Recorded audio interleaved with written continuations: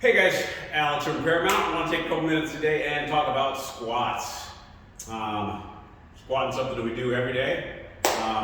All the time we want to maintain that ability as we age. We want to be able to get up and down off the chair, and as we get older, get up and down off the toilet seat and kind of maintain our flexibility, mobility, and independence. So it's an important movement pattern. I'll take you through a couple different versions, and then we'll talk about kind of the keys and what we look for here at Paramount for squat quality. So most basic, this would be a variation of a goblet squat. You can use a dumbbell or a kettlebell. You can hold this kind of however's comfortable. We're just going to drop down. Chest stays up tall.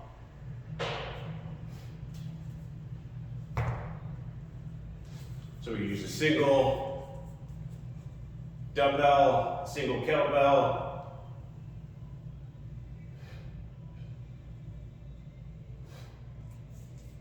We can go offset with the kettlebell as well. We could also have two kettlebells. That would be another variation. Once we've mastered those, and those feel pretty good, pain-free and everything's looking good, feeling good, we can play with the barbell.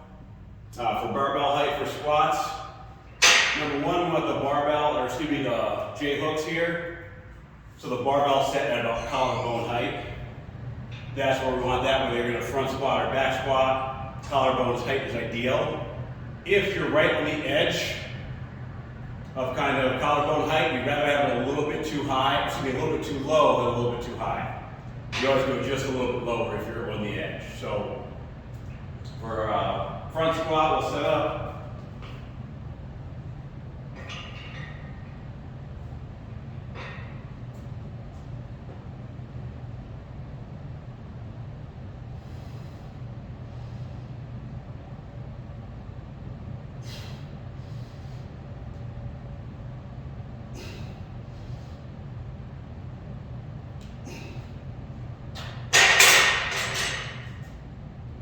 Front squat.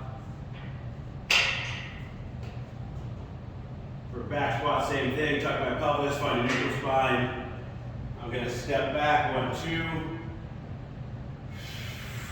2. Exhale my rib cage down, and then shove my knees out of the way, sit straight down.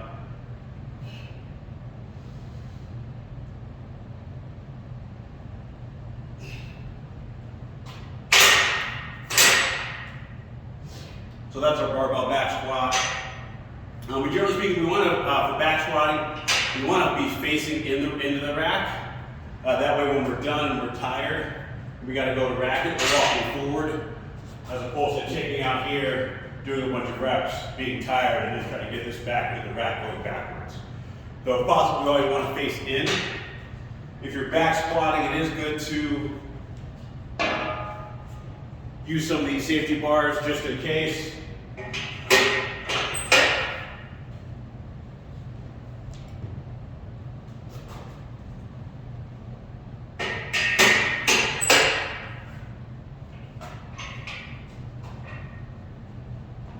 If I'm really pushing myself hard, 99, 100, and I get stuck down here,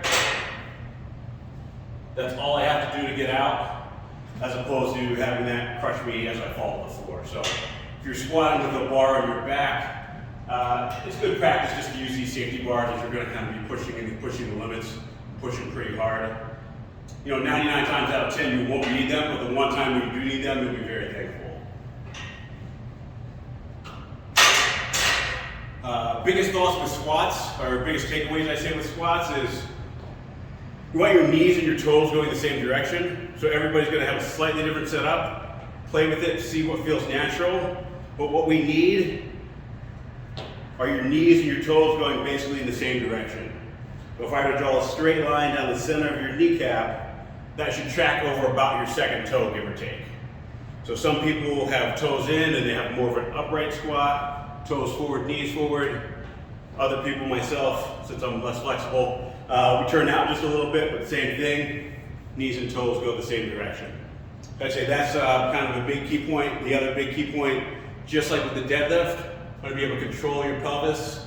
So kind of once we find your neutral pelvis, going to be able to maintain that throughout the squat, as opposed to unstacking your spine and arching a bunch. That's just, again, less efficient, not as good health-wise for the spine. So we want to kind of stack everything together, shove the knees out of the way, just have everything kind of go straight up and down. Big debate or question I get is how low should you squat? Everybody's going to be different based on their ability. Ideally, long term, we want to get everybody to the point where they can squat to about parallel with the weight on their back, but that's a long-term goal. So short term, we want you to squat as low as you can while controlling your spine. So how low can you go without getting a ton of movement through the mid-back and low back especially. So if that's as far as I can get, and then my spine moves, that's my end range. If I can get all the way down here without my spine moving, that's great, that's awesome. That might take some time to work to. The big thing is we don't want you loading up a bunch of weight and then having your spine move a ton as you hit the bottom of that squat. So kind of playing with it, sometimes maybe videoing yourself, just to see kind of where you can get or how low you can get is a good way to do it.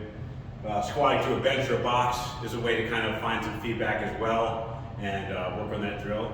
If you're ever not sure, take a video of yourself squatting, shoot it over to us, and we'll take a look and give you feedback. Big things to think about, just like with the deadlift, we don't want low back pain during or after the squat. We also don't want a ton of like knee pain. So be aware of that. If that's happening, we might need to reassess or change the variation of squat you're doing.